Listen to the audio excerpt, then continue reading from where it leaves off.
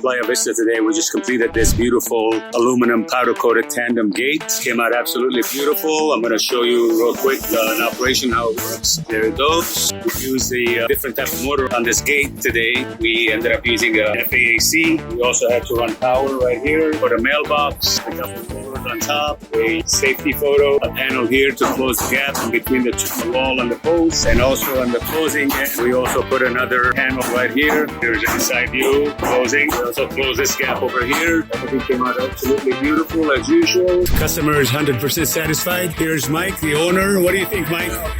Gorgeous gate.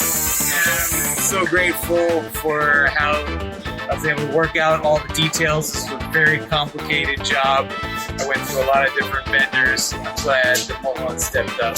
Thank you. All right. Thank you very much. There you go, guys. We have another 100% satisfied customer from the Mulholland brand. We'll see you on the next beautiful installation.